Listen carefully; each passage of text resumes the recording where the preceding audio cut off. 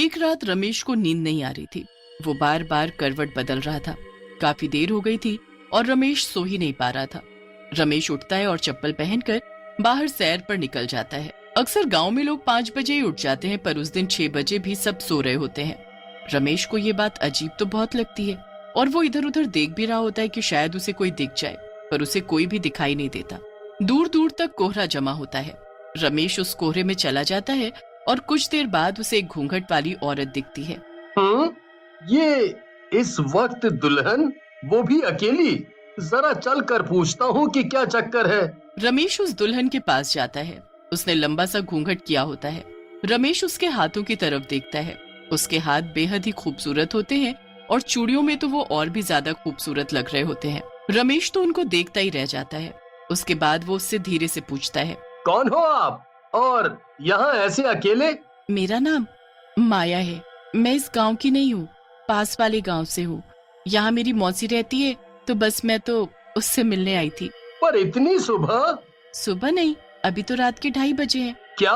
पर मैंने तो घड़ी में टाइम देखा था। लगता है घड़ी रुक गई थी। तभी मैं सोचूं कि कोई गांव में अभी तक उठा क्यों नहीं। खैर, तुम इतनी रात को अकेली क्यों घूम रही हो? नहीं नहीं, मैं खुद चली जाऊंगी। तुम्हें तकलीफ उठाने की जरूरत नहीं है। अच्छा ठीक है, पर क्या तुम इस घूंघट को उठा नहीं सकती? मतलब ऐसे ही। वो मुझे लगा, मैं इतनी देर से तुमसे बात कर रहा हूँ और तुमको देखा भी नहीं। क्या सच में तुम मेरी शक्ल देखना चाहते हो? ठीक है, फिर ये देखो। माया इतना कहते ही अपना घूंघट ऊपर कर देती है और रमेश उसकी शक्ल देखकर दूर पीछे जाकर गिरता है। उसके सामने कोई खूबसूरत औरत नहीं, बल्कि एक भयानक शक्ल वाली चुड़ैल खड़ी होती है। रमेश की तो डर के मारे आवाज ही नहीं निकल रही होती। वो इतना घबरा जाता है कि अपनी जगह से उठ भी नहीं पाता। क्या हुआ? तुम तो मेरी शक्ल देखना चाहते थे ना, तो फिर अब डर क्यों रहे हो?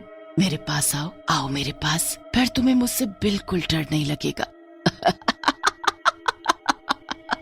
नहीं नहीं, मुझे जाने दो, मुझे जाने दो। जो एक बार मेरी शक्ल देख लेता है, फिर हमेशा के लिए मेरा हो जाता है। अब तुम कहीं नहीं जा सकते, अब तुम मेरे हो, सिर्फ मेरे। चुड़ैल अपने हाथों से इशारा करते हुए उसे पास बुलाती रहती है। रमेश चुड़ैल की तरफ देखता ही रहता है और धीरे धीरे उसका दिमाग उस चुड़ैल के वश में हो जाता है। चुड़ैल बड़ी खुश होती है और जोर जोर से हंसने लगती है। अब आएगा मजा। वो चुड़ैल वापस अपना घूंघट करती है और तुरंत वहाँ से गायब हो जाती है। रमेश को कुछ होश नहीं होता। वो अपने घर जाकर बस सो जाता है। अब अगली सुबह रमेश की माँ उसे उठाती है। उठ बेटा, आज हमें लड़की देखने जाना है। रमेश उठकर नहा धोकर तैयार हो जाता है। उसके बाद वो लड़की के घर जाते हैं। लड़की सबको बड़ी पसंद होती है, पर रमेश उसकी तरफ देख भी नहीं रहा होता। रमेश की माँ उसे कोहनी मारकर लड़की की तरफ देखने का इशारा करती है। अरे लड़की को तो देख, फिर हम तेरा रिश्ता इससे पक्का करें। रमेश का दिमाग अभी भी चुड़ैल के वश में होता है। वो जैसे ही उस लड़की को देखता है, उसका गला पकड़ लेता है। सब लोग ये देखकर हैरान हो जाते हैं और उस लड़की को रमेश के हाथों से जैसे तैसे छुड़ाते हैं। ये क्या हरकत की है तूने? मैं सारी लड़कियों को मार डालूंगा। जो भी मेरे सामने आएगी, सबको मार डालूंगा। मुझे मुझे माया से प्यार है, बस माया से। मुझे माया चाहिए, माया, माया, माया। ये सब कहते हुए रमेश वहाँ से उठकर चला जाता है। लड़की वाले बहुत गुस्सा होते हैं। रमेश के माता पिता उनसे माफी मांगकर घर वापस आ जाते हैं। घर पर भी रमेश माया की रट लगाए होता है। उसके माँ बाप को समझ ही नहीं आ रहा होता कि आखिर ये माया है कौन। दूसरी तरफ माया घूंघट करके दूसरे शिकार को ढूंढने निकल चुकी होती है। आधी रात में वो घूंघट किए गाँव में घूम रही होती है। फिर उसे बस स्टॉप पर एक लड़का बस से उतरता दिखता है। चुड़ैल उसे देखकर मुस्कुराने लगती है और फिर उसका पीछा करती है। ऐसा क्यों लग रहा है कि कोई तो है मेरे पीछे? मोहित एकदम मुड़ता है तो उसके पीछे वही घूंघट किए चुड़ैल चल रही होती है। मोहित पहले तो घबरा जाता है, पर फिर वो उससे पूछता है कि वो यहाँ क्या कर रही है। चुड़ैल उसे भी एक झूठी कहानी सुनाकर अपनी बातों में फंसा लेती है। मोहित पूरे रास्ते उससे बातें करता जाता है, पर आखिर में वो भी वही गलती कर देता है जो रमेश ने की थी। क्या आप अपना घूंघट ऊपर कर सकती हो? मतलब बस मैं देखना चाहता हूँ कि आखिर जिसकी इतनी मीठी आवाज है, उसका चेहरा कितना खूबसूरत होगा। ऐसी बात है तो मैं अभी तुम्हारी ये इच्छा पूरी करती हूँ। मोहित के इतना कहते ही चुड़ैल अपना घूंघट ऊपर करती है और मोहित वहीं जमीन पर गिर जाता है। मोहित अपने आप को उठाकर वहां से भागने लगता है कि चुड़ैल उसे एक हाथ से ऊपर उठा देती है। जो एक बार मेरा घूंघट उठवा देता है वो मेरा हो जाता है। अब तू मेरा है, मेरा। देख मेरी आंखों में, देख। मोहित चुड़ैल की आंखों में देखता है तो उसे कुछ होने लगता है। वो भी चुड़ैल के वश में हो जाता है। चुड़ैल उसे ऐसे ही वापस जमीन में पटक देती है। उसके बाद वो जोर जोर से हंसती है और अपना घूंघट करके चल देती है। मोहित अपने होश में नहीं होता और उठकर सीधा अपने घर की ओर चल देता है। ये सब कुछ दूर खड़ी शीतल देख रही होती है। शीतल मोहित की पड़ोसन होती है जो देर रात किसी जागरण से वापस आ रही होती है। ये सब मैं क्या देख रही हूँ? हमारे गांव में चुड़ैल है, वो भी घूंघट वाली चुड़ैल। मुझे इसके बारे में कल ही गांव वालों को बताना होगा। अगले ही दिन शीतल बहुत बीमार पड़ जाती है और उसे कुछ होश ही नहीं होता। शीतल जितने दिनों में ठीक होती है उतने दिनों में वो चुड़ैल जाने कितने लोगों को अपने काबू में कर चुकी होती है। जिस दिन शीतल को होश आता है वो जल्दी से उठकर बाहर जाती है। सामने का नजारा देख उसके होश उड़ जाते हैं। कुछ लड़के और आदमी औरतों का गला दबा रहे होते हैं। ये सब क्या हो रहा है? मुझे सबको बचाना होगा। अरे बेटी, कहाँ मौत के मुंह में जा रही है? पर ये सब हो क्या रहा है हमारे गांव में? पता नहीं हमारे गांव के मर्दों को क्या हो गया है। वो बस किसी भी औरत को देखते हैं तो गुस्से में आकर उसकी जान लेने पर उतारू हो जाते हैं। यहाँ तक कि मेरे बेटे ने कुछ दिन पहले एक लड़की जिसे हम शादी के लिए देखने गए थे उस पर ही हमला कर दिया। उसके बाद वो मोहित है ना, उसने गाँव की एक लड़की का गला दबा दिया। वो तो अच्छा हुआ उसकी माँ सही वक्त पर आ गई और उसे बचा लिया। बहन बेटी को छोड़ ये मर्द किसी भी औरत को मारने पर उतारू हैं। मुझे पता है ये लोग ऐसा क्यों कर रहे हैं। ये सब वो घूंघट वाली चुड़ैल का काम है। मैंने देखा था उस रात खुद अपनी आंखों से। उसने मेरे सामने घूंघट ऊपर किया और उसकी चुड़ैल शक्ल मैं अभी तक नहीं भूल पाई। उसने मेरे सामने मोहित को वश में किया।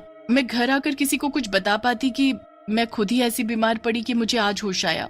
पर अब हमें उस घूंघट वाली चुड़ैल को पकड़ना होगा और सब कुछ ठीक करना होगा। तो चलो अभी गाँव के पंडित जी के पास। दोनों जल्दी से पंडित जी को उस चुड़ैल के बारे में बताते हैं। क्या उसका इंतजाम करना कोई आसान काम नहीं है। वो चुड़ैल हमेशा की तरह आज रात भी घूंघट में बाहर निकलेगी। बस तुम्हें कैसे भी करके उस औरत के पल्लू का कोना काट कर लाना है। ये तो बहुत मुश्किल काम है। वो चुड़ैल बस गांव के आदमियों के पास ही आती है तो मैं कैसे कर पाऊंगी ये सब? तभी तो कहा था कि मुश्किल काम है। पर अगर गांव को उस घूंघट वाली चुड़ैल से बचाना है तो ये तो करना ही पड़ेगा। शीतल और रमेश की माँ घर आ जाती हैं। शाम तक इसी के बारे में सोच सोच कर उनका सर दर्द हो जाता है, पर उन्हें कुछ समझ नहीं आता कि आखिर वो किसको भेजे।